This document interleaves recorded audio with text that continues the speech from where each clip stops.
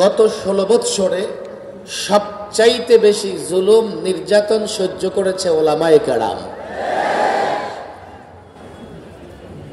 এক যুগ পরে গত পরশুদিন ঢাকার ইঞ্জিনিয়ার্স ইনস্টিটিউশন মিলনায়তনে আমরা একটি সেমিনার করে সভা করে স্বাধীনভাবে আল্লামা মুফতি আমিনীর নাম নিতে পেরেছি।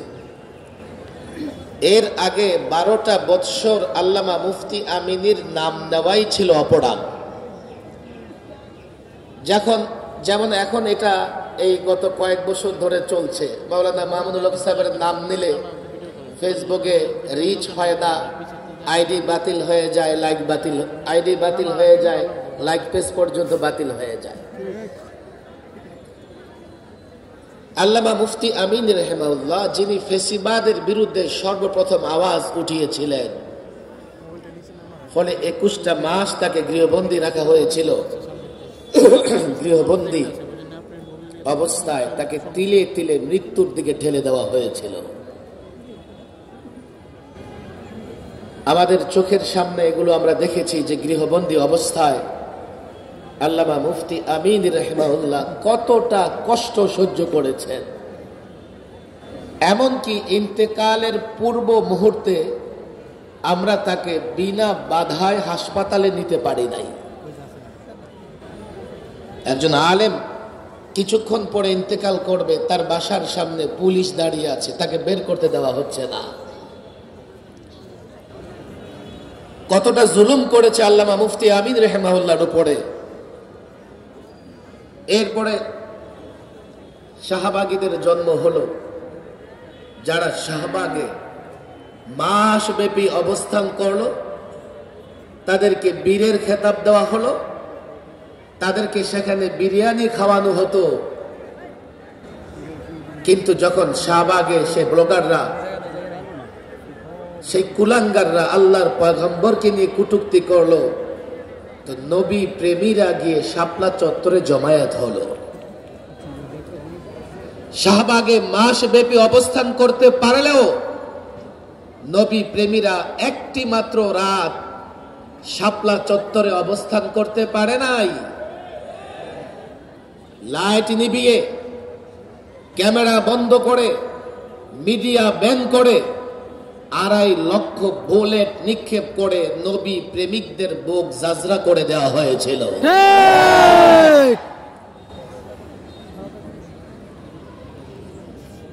ভারতের ফেরাউন আসবে 21 সালে। বারবার আমাদের বলা হলো রাষ্ট্রীয় প্রোগ্রাম, প্রতিবেশী রাষ্ট্রের সর্বোচ্চ ব্যক্তিটি আসবেন, আপনারা স্বাগত জানাতে সমস্যা কি? আমি বললাম, আমরা যখন তার দিকে তাকাই তো দেখি তার হাতে এবং তার দাঁতে গুজরাটের নিরীহ মা বোনদের রক্ত লেগে আছে। এমন একজন কসাইকে আমরা স্বাগত জানাতে পারবো না, যার হাতে শহীদ হয়েছে 400 বছরের পুরনো বাবরি মসজিদ। এমন একজন সাম্প্রদায়িক উগ্র নেতাকে শান্তিকামী জনতা স্বাগত জানাতে পারে না। 2600 আলেম, মাদ্রাসার ছাত্র, টুপি দাড়ি বলা যুবকদের গ্রেফতার করে 2 থেকে 3 বছর পর্যন্ত জেলখানায় আবদ্ধ রেখে নির্যাতন করা হয়েছে। আর আমরা 72 জন আলেম, যাদেরকে কাশিমপুর হাই সিকিউরিটি কারাগারের ফাঁসির সেলে 24 ঘন্টা তালাবদ্ধ করে রাখত। আমি ইদানিং প্রায় বলি, জেমরার হাফেজ খায়রুল ইসলাম, যার বুকে পাড়া দিয়ে পুলিশ অফিসার বলেছে, তোর খোদা কোথায়, তোর আল্লাহ কোথায়? আমাদের সঙ্গে রিমান্ডে, কোর্টে, জেলখানায় যে আচরণ করা হয়েছে, এগুলো ভাষায় বর্ণনা করা যাবে না। কারাগারেও একজন আলেমকে বেদম পিটানো হয়েছে, কারাগারের ভেতরেও একজন আলেম নির্যাতনের শিকার হয়েছে। একজন আলেমকে জাতির সামনে ভয়ঙ্কর হিসেবে পেশ করবার জন্য হেলমেট, বুলেট প্রুফ জ্যাকেট, হাত কড়া, ডান্ডা বেরি পরিয়ে দিনের পর দিন আদালতে ট্রেনে হেঁচড়ে বেরিয়েছে। আমার তো মনে হয় সেটা গতকালের কথা। আজকে আল্লাহ তাবারক ওয়া তাআলা সময় পরিবর্তন করে দিয়েছেন। যেভাবে তারা আলেমদেরকে অপমান অপদস্থ করবার চেষ্টা করেছে, এখন তারা সেভাবেই অপমান অপদস্থ হচ্ছে। বলবেন যে সমান সমান, নো। আমাদের আদালতে তুলেছে, আইনজীবী পর্যন্ত চোখের পানি ফেলেছে। আর তাদেরকে আদালতে তোলা হয় তো জনগণ পচা ডিম নিক্ষেপ করে। আমাদের আদালতে তুলেছে, বাংলাদেশের 4 লক্ষ মসজিদ থেকে দোয়া হয়েছে। আর তাদেরকে আদালতে তোলা হয় তো 4 লক্ষ মসজিদে তাদের গ্রেফতারের কারণে লোকেরা আল্লাহর শুকরিয়া আদায় করতেছে। এক নয়, 16 বছর যখন আলেমরা জুলুম সহ্য করেছে, ফেসিবাদীদের দোসর ইসকন এবং উগ্র হিন্দুত্ববাদীরা মুচকি হেসে ফেসিবাদের সহযোগিতা করেছে। আর ফেসিবাদ তাদেরকে দুধ কলা খাইয়ে ঘাড় মোটা বানিয়েছে। আজকে তারা চট্টগ্রামে, ইসলামাবাদ, সে চট্টগ্রামে দাঁড়ায় স্লোগান দেয়, একটা একটা মুসলমান ধৈর্য ধরে জবাই কর। তারা মনে করতেছে আমাদের ঘাড় যথেষ্ট মোটা হয়েছে, এখন আমরা মুসলমানদের ঘাড় ভেঙে দিব। যেমন তাদের দেশের মিডিয়াগুলো প্রতিদিন প্রপাগান্ডা অপপ্রচার চালাচ্ছে আর বলতেছে বাংলাদেশের গলা টিপে দেবে, বাংলাদেশকে গলা টিপে হত্যা করবে।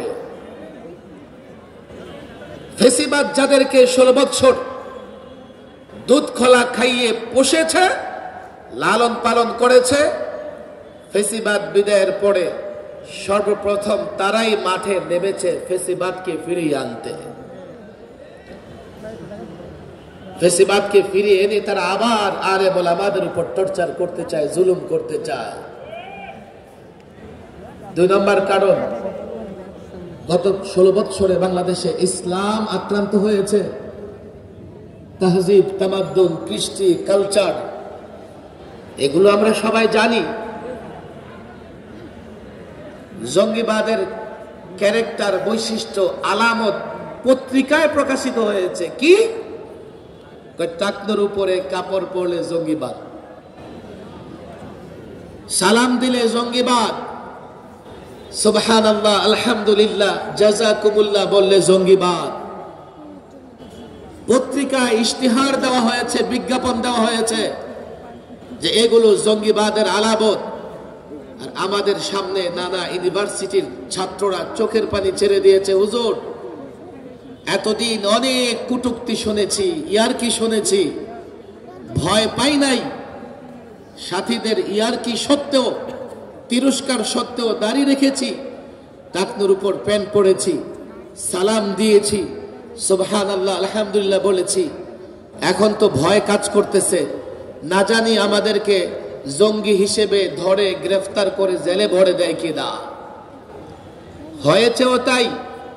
আমরা কাশিমপুর যেই বিল্ডিং এ ছিলাম, এর 2টা বিল্ডিং পরে একটা বিল্ডিং, যেখানে সব সন্ত্রাস বিরোধী একটা আইন আছে বাংলাদেশে। এই আইনে গ্রেফতার যাদেরকে করা হয় সেখানে রাখা হয়।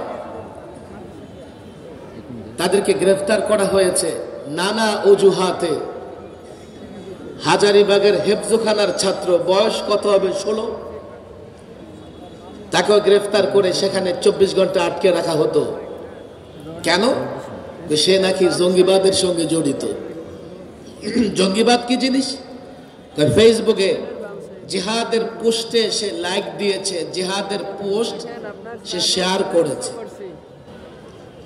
ছেলেরা বলল আমাদের ভয় হচ্ছে হুজুর, কাল আমাদের জঙ্গিবাদ সন্ত্রাসবাদ বলে আমাদের গ্রেফতার করে কিনা।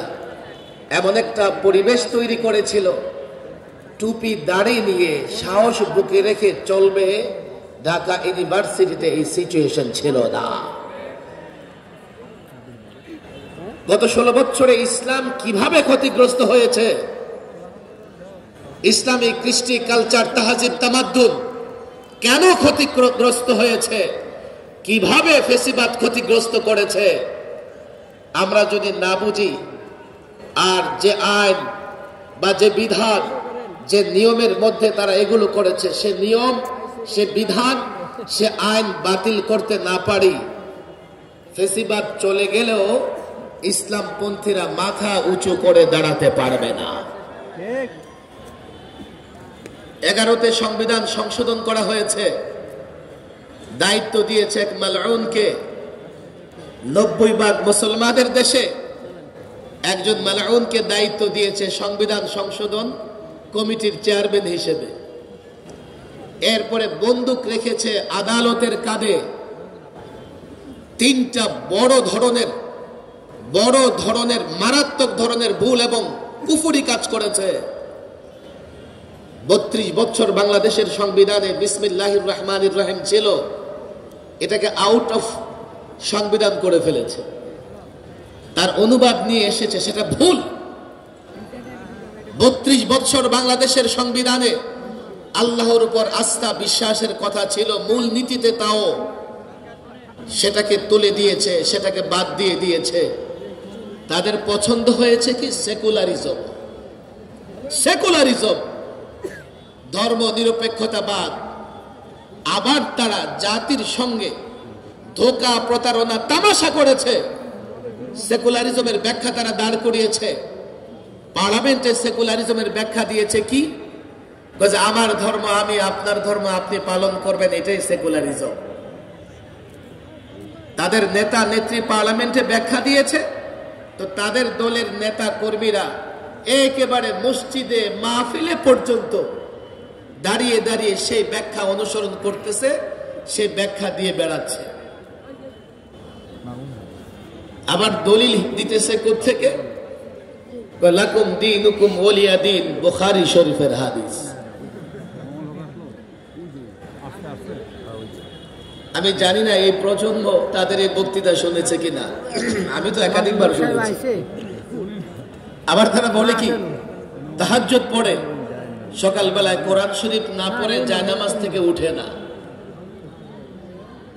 আরে ভাই, আবার আরেক নেতা আছে, আল্লাহ জানে কোথায় আছে, 70 রাকাত নফল নামাজই পড়ে।